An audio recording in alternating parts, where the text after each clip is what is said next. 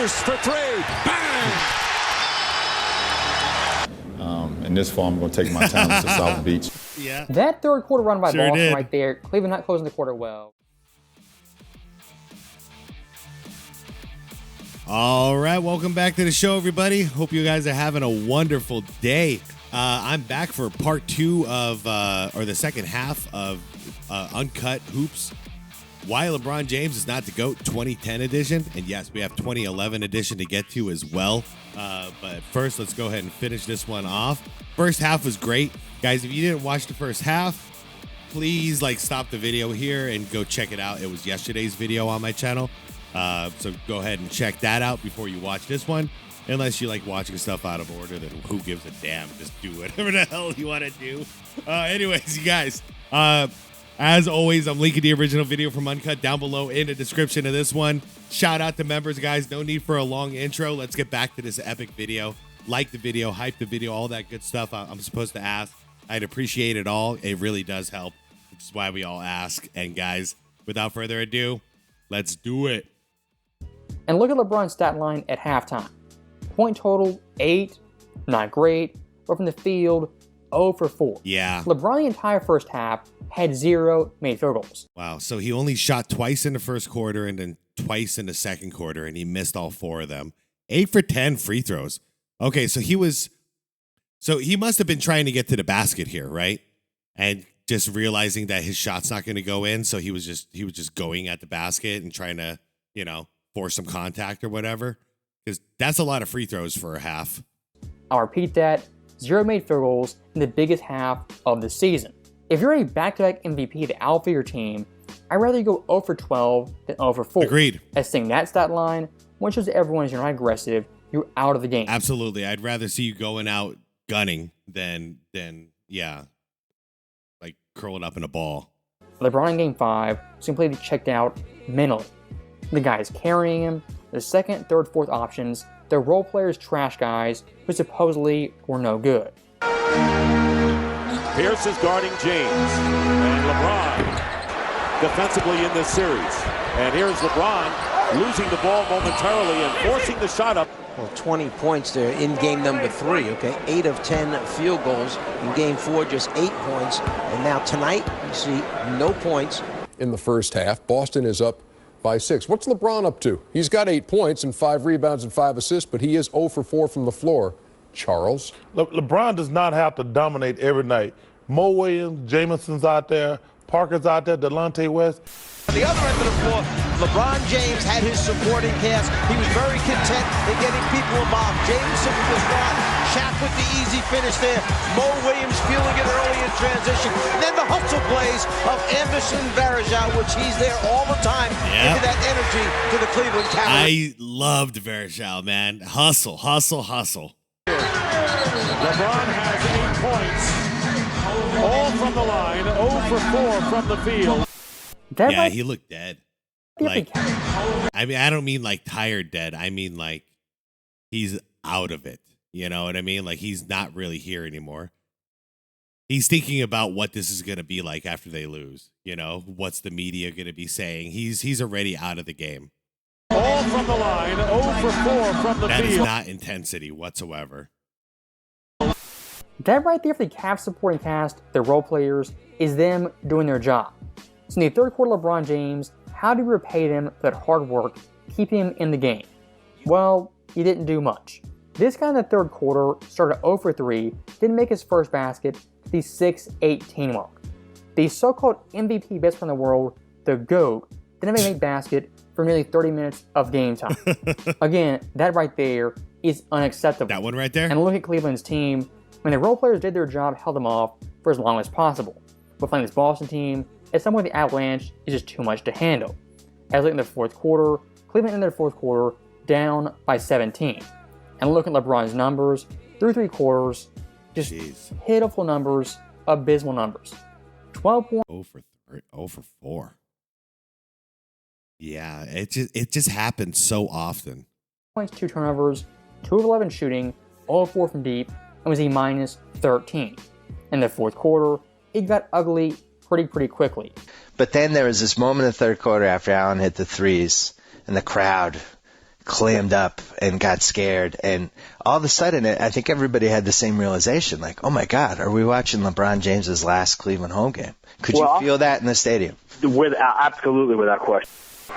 They had to go through the next change, and that was the emergence of Rondo into an all-star, shooting just 32%. And then Ray Allen has been magnificent. Ball knocked away. Perfect scenario for Boston as they look to take the 3-2 lead. 28, the Celtics in front. Nearly 4.5 minutes remaining in a somber. Damn, man. Look at this play. Hold on. 28, the Celtics in front. Nearly 4.5 minutes remaining. Dude, the perfect play, LeBron. Perfectly executed. Wide open. Exactly what you want. Mid-range, wide open, top of the key. Damn, man. If only you could hit the shots. In a somber Quicken Loans arena as LeBron James with a 3 for They're booing a little. 14 shooting night. What did you just say? With a 3 for 14 shooting night. Damn. His 15 points, his fourth lowest in a 70-game playoff career. And people don't understand why they burned his jerseys.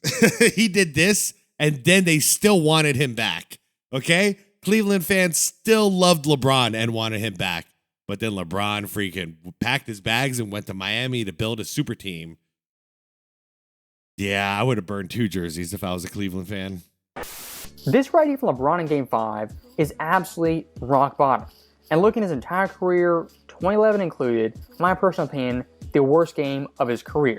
As unlike 2011 LeBron James, this year in 2010 was a back-to-back MVP. And where was this game at? It was in the Q in Cleveland on their home floor. And then imagine the very next season with his super team, he does it all over again in the finals against the Mavericks. Like that's why I was like, a lot of people gave up on him here. I practically did, but I thought for sure with the backbone of, Chris Bosh and Dwayne Wade, like there's no way he's still going to choke, right? But then he did. So it's year after year after year, this choke job thing happens. And then younger fans like to act like, oh, he's not a choker. He just needs more help. Guys, you haven't been around, man. On the road hostile territory is in your backyard. You got to show up. And what happened? An absolute dud. You lost by 32 points. At that point in Cavs history, their second worst loss all time. This right here from LeBron James was a massive, massive dud. Look at his scoreboard, his attitude, and of course, the overall stats. As LeBron in total had 15 points, 3 turnovers, 3 of 14 shooting, all 4 from deep, and was a minus 22. Incredible. And like I said earlier, didn't make his first field goal till 30 minutes into the game. This compared to the 8-point dud in 2011, in my opinion, is actually worse. And look at LeBron's supporting cast, who was the best player in this game. Shaquille O'Neal in 15 minutes less had 21 points on 64% shooting. That right there is LeBron James, peak LeBron James, being outplayed by washed Shaquille O'Neal. But it was so baffling to see it. And, we're all over the place now. In the NBA, when you do radio, sometimes you're way up high in the building, sometimes you're in the corner, sometimes you're courtside. But in Cleveland, we're sitting there courtside, so you're able to see the expression on the faces. I've never seen the look on LeBron's face like I saw last night up close. And while everyone is talking about panic and all these other things, to me, he looked like a guy last night that showed up for the test, for the final exam. And when he looked down at the paper, the questions, he hadn't studied for those.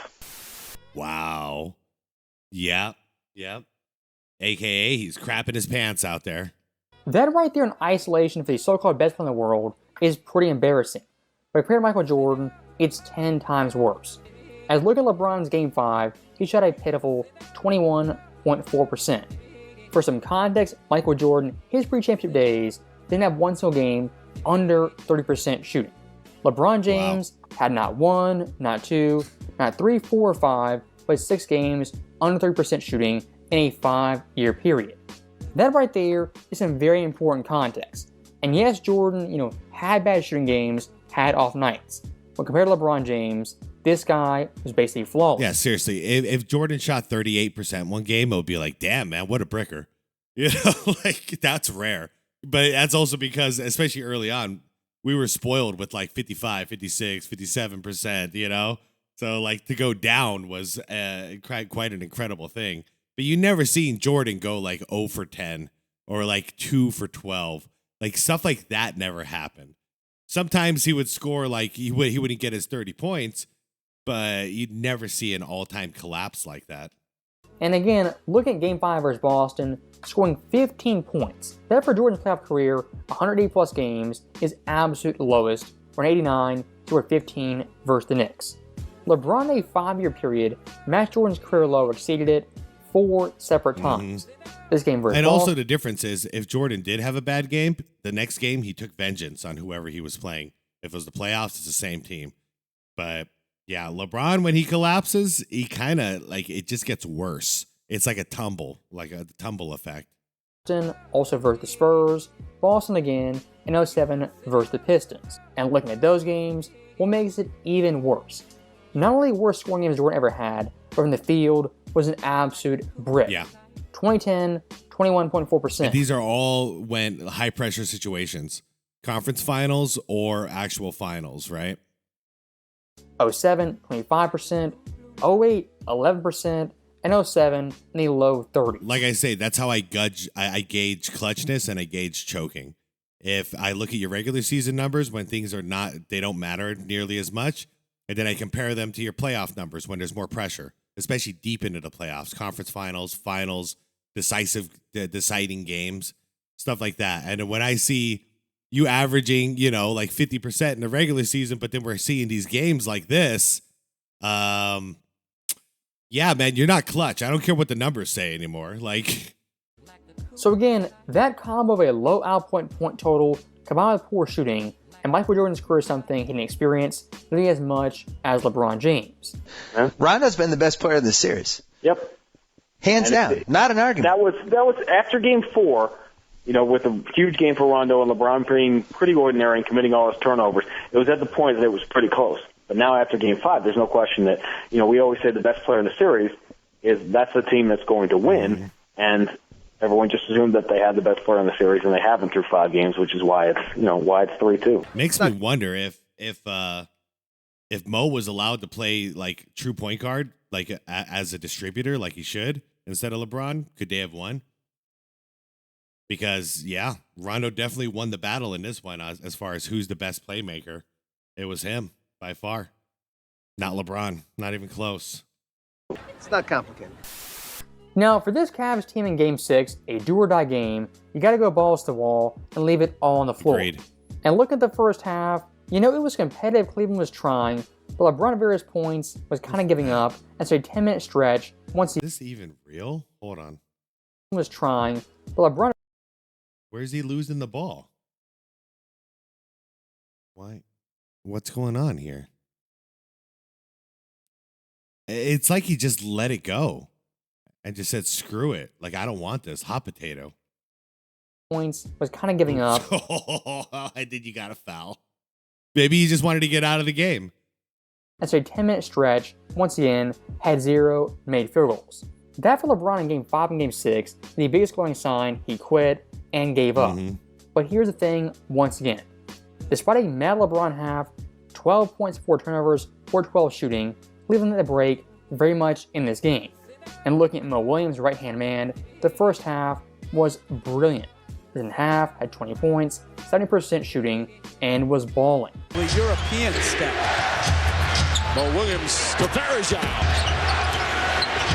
Mo Williams gets to the basket again. I'm just saying. Yeah, that guy Mo. Allen Perkins stolen by Williams. He was good. Mo Williams drives, puts it up, and He's not backs it scared. in 3 times. Yes, he did. Misses. Get in there. Look at that Mo rebound. Williams. Second chance opportunity. Williams on the Big drive. man feet. Inside. That's the distributor. That's why I wonder if LeBron was like the 6th man and he came off the bench. Could they have won? They might have freaking won. James up top.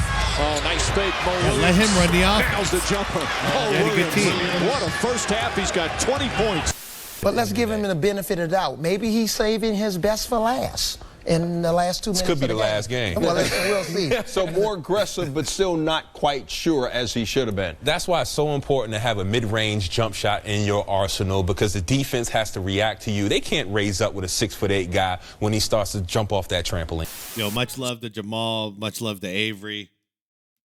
I miss Stuart Scott, man. Rest in peace, brother. Like, wow, man. Stuart Scott, man. Can we get some love in the comments for Stuart freaking Scott? What a legend. So once again, LeBron in the first half. They don't make analysts like this anymore. They don't make reporters like this anymore. Now they're all seedy and dirty, and it's a whole different game. Stewart was freaking genuine, honest, legit, and kind. I miss that dude. Kind of anemic, and his offensive game was very, very spotty. And look at the third quarter, up to the 4-minute mark, was pretty close, competitive, a nip and tuck game. But unfortunately, Cavs fans, how they closed this quarter, was pretty poor. Jeez. As Boston on the stretch made more defensive plays, and offensively was a tad bit better. As looking at Cleveland's third quarter, the entire team total had 18 points. LeBron James had 3 turnovers on 1 for 4 shooting. This Cavs team through 3 quarters was playing so-so. Wasn't good, great, but also wasn't abysmally terrible. As looking at the fourth quarter, only down by 9 points, a comeback is still within reach. And look at LeBron James, again, the jump shot, the confidence was really not there. In the first 3 quarters, 17 points, 5 of 16 shooting, 0-1 from deep, wasn't even trying him, and his turnover count was at 7. And this is where Cleveland has to show mental strength. It's not going great for him. No loose possessions. Pierce for 3. Puts it in. Williams misses. Varejao tips it right to West. James. 3-pointer won't go. Half-court defense after the free throw. Under 3 to 6-point game. They're in it. They're still in it. Plenty of time. play. James goes for the steal. Pierce to Garnett. Wallace for 3. That's good. A bad gamble by James and a great read by Pierce. An unselfish play by KG. James pass. Another turnover. Pierce to Garnett. Pierce for 3. Bang!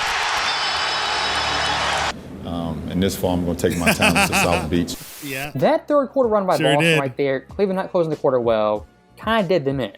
As looking at the fourth quarter, showed some life, was never really serious. In LeBron's case, the final 9 minutes, in total, had 1 made field goal. And looking at that shot, kind of a conceded dunk, they let him have. LeBron in the fourth quarter, stats be damned, had a terrible quarter. And look at the Cavs team, their energy. Near the end of it, they packed it in, they quit. Do their leader, his body language, his energy, his effort. LeBron in this game on many levels completely failed. Production, energy, leadership, it was all there. Jameson misses. This is just too tentative. This is not the LeBron James that we watched and a flip pass and a half court set. If I'm Mike Brown, no, don't get frustrated with everybody else. This is on you. Thank you. Thank you. Yeah, what he said. Thank you. And of course, so much made about LeBron James first on the series and the team collapse. Are you stunned by the way it happened the last 3 games, Mark? I'm absolutely stunned, and the reason why is because we witnessed a team that basically quit. A team that's full of life, full of energy, and had a great season. It didn't end in its proper way. And I think for me, it was more the 2 home losses. Well, really, all 3 home games, to me, were below average. For the entire 2010 season, LeBron James, it was a complete and utter failure. As in back-to-back years, won 60-plus games, was the MVP, but failed to even make the NBA Finals. This right here in LeBron's journey was a moment he met adversity and had a choice to make. Option 1, stay put, go through the grind, eventually win a championship. And he rips that jersey off of him. It was pretty clear that was it. Option 2, jump ship, get a ton of help, superstar help, and cheat your way to a championship. LeBron's loss in 2010 to Boston, that's terrible. Look at the aftermath, it's somehow even worse. As looking at LeBron's camp, moments after the game ended, they're playing stories, narratives here and there. Some claimed he was sedated, thrown the game, or even was injured with that mysterious elbow that nobody knows what happened. What happened to that elbow injury? That's a great question. I didn't even think of that. How's your elbow, LeBron?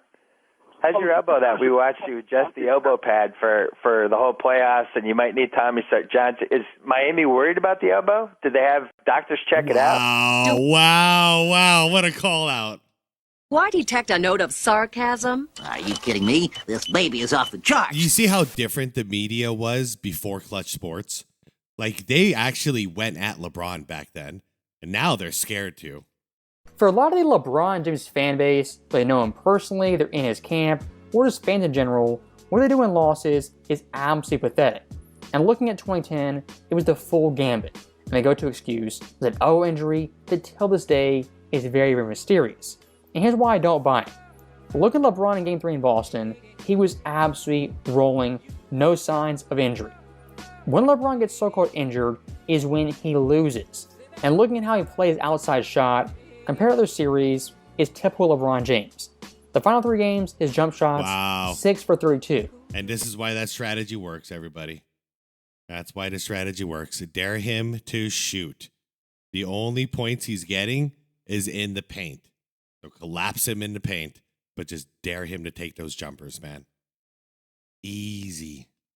The mid-range, 2 for 13. Threes, 2 for 13. Paint, non-restricted area, 1 for 7. And the field, 34%. Disgusting. If you'd followed LeBron's chokes his duds, that right there is routine with him, folding a series and giving it away. This right here for LeBron's career isn't some one-off that happened due to a mysterious elbow injury. This right here for LeBron James is simply who he is. And speaking of who he is, look at games 4 through 6, and they're up 2-1 series, a commanding lead. LeBron in those games, 21.3 points, 6.3 turnovers, 34% shooting, 18% from deep, for line, below average, and his plus-minus was a minus 37. LeBron games 4 through 6 had a grand total of 18 made shots. The turnover count was at 19. That right there is a full-blown James Harden.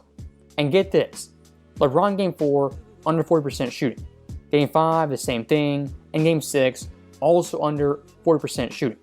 In Michael Jordan's pre-title days, from the bad boy Pistons, the Celtics, and Cavaliers, great defensive teams, he never had 3 straight games, all under 40% shooting. LeBron vs. Boston in 2010 did just that. Compared to 08, it was the exact same thing.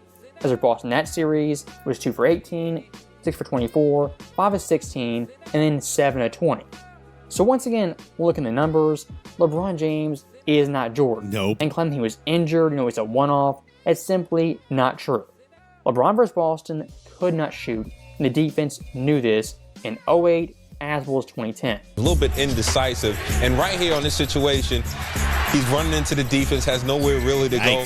And some of these things should just be... What are you looking around for? Oh, that's so typical, man. It's so typical, guys.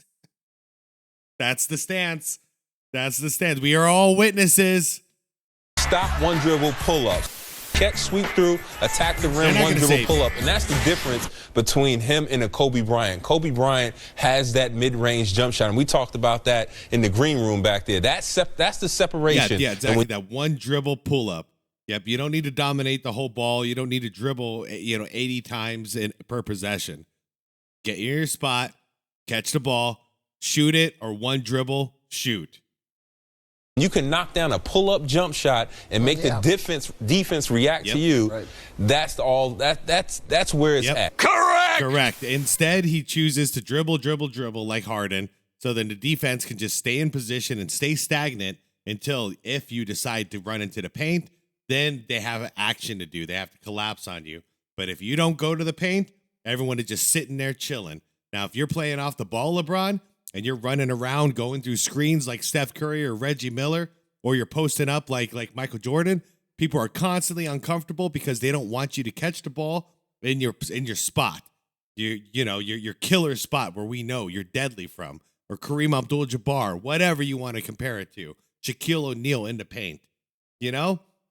Problem is you didn't have a spot. Your spot was all over the perimeter, and you were just dribbling around there until you can find a gap and penetrate. That doesn't work in the playoffs. Now, one more thing I do want to hammer home, look at LeBron's playoff duds in 09 and 2010. LeBron both those years was the NBA's MVP, and his team back-to-back years won 60-plus games. Yep. If you look through NBA history at 61 MVPs, his grand total of 37 of them. Out of those 37, only 12 of them have failed to make the NBA Finals. Multiple. So basically, 1/3. But look at that list. Who's the only player ever to do it multiple times in back-to-back seasons? That, of course, is LeBron Ramon James. And take it one step further. Look at MVP winners on a 60-win team that failed to make the conference finals. In league history, there's only 3 of them. LeBron 2010, Dirk 07, and Magic in 1990. If you're talking superstar player, MVP player, it's right for LeBron James, one of the biggest chokes of all time. And unlike Magic, 1990, that was the Blazers, huh? Didn't have 5 rings at this point, and unlike Dirk, didn't stay put, grind through it, and eventually win a championship with the team that drafted him. With all due respect, Master, is he not the chosen one? So the prophecy says. A prophecy that misread could have been. I love that line. I love that line by Yoda. And here's one thing I do want to highlight. If you're comparing LeBron James and Michael Jordan, that comparison on face value is not worth making. But if you're going to make it, here's one big-time distinction. Michael 4 times in his career is the MVP on a 60-win team. And look at those seasons, how do they end? 91, championship. 92, not one, championship. Not 2. 96, not 3. Championship. And 98, championship. Whoa. And what will some losers say? We know Michael in those years had a ton of help. His teams were stacked. Well, looking at those teams, were they good teams, great teams? Of course they were. But looking at Jordan, when he had good or great teams, the majority of times he won and won in dominant fashion. Looking at LeBron in 2010, he didn't come close to winning or meeting expectations. And look at the supporting cast. Supporting cast, at the very least, was decent, and I'd say above average, especially in the Eastern Conference. Jordan's teams were never playing better without him. They weren't making the runs while he was off the bench, or he was on the bench. He wasn't hurting his team. As looking at their ranks, margin of victory, they were 2nd, offensive rating 6th, defensive rating 7th, and overall net rating, the 2nd best team in the league. That right there is some very important context. This category in offense and defense was a top 10 team, and net rating wise, the best team in the Eastern Conference. And again, compared to Jordan, highlight why LeBron James is not MJ. Michael in his career 6 times had a top 3 net rated team. And look at those years, take a wild guess, what happened when he had those teams? Title, and title. I believe it's a stat that Michael Jordan never lost a playoff series when they were favored. I'm pretty sure that's an official stat, which is crazy. So all he ever did was be the underdog or do exactly what we expected him to do, which is win. And then that's why it was so hard to stomach things like this from LeBron James. Like, it's just not comparable. It's all about winning championships and winning. Yeah. The stats that matter to me is the games that we win and the rings that you collect. Yes, sir. If you give Jordan help and adequate support, what's our record? How many rings did we get? Yep. Forget about the percentages. Forget about the scoring champions, all that crap. Yeah. Just like he said about MVP when Charles Barkley won it. All right, Chuck, you can get that one. I'm going to go get this, referring to the finals MVP, because that's what really matters. He's proudly winning a championship close to 80% of the time. LeBron in his career does not even come close to that. As look at 09, the best net rated team, also Orlando Magic, with Kobe beaten 5. 2010, the 2nd best net rated team, what happened? Lost to a team that Kobe in the finals actually beat. Checkmate. If LeBron 2010 left Cleveland, went to Chicago, New York, it would still sting. But going to South Beach with D-Wade and Chris Bosh, a loaded team. That right there is the coward's way out. Like we see over and over again, how LeBron leaves teams exactly that way. High and dry, no notice, to stack the deck and win titles elsewhere. As always, thank you for watching. Man. Hope you enjoyed it. I'll see you next time. It didn't really sink in until just now. What's next is the 2011 season. Oh, man. That's going to be brutal.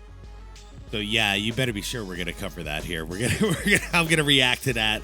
I wasn't even thinking. First year in Miami, the epic collapse that is about to happen.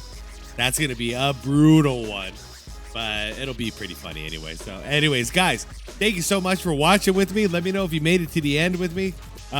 Shout out to Uncut Hoops. for doing some amazing work and dropping some badass content here. If you happen to watch this, my friend, yeah, man, 2 thumbs up. Cheers to you, brother. Guys, you've heard my opinion about all this. No need to drone out on the outro. It's time for you guys to get into the comments, have a conversation, let your opinions be known. How do you feel about all this? Hopefully we see some shout outs for Mo Williams. I think he deserves it. And maybe some for Antoine Jameson too. And maybe a little bit for old man Shaq too. He held his own in the playoffs. Anyways, guys, I am out of here. Like the vid on the way out if you could. Subscribe if you want more content like this. Hit that bell if you want to get notified for the next one. And most importantly, to be water, my friend.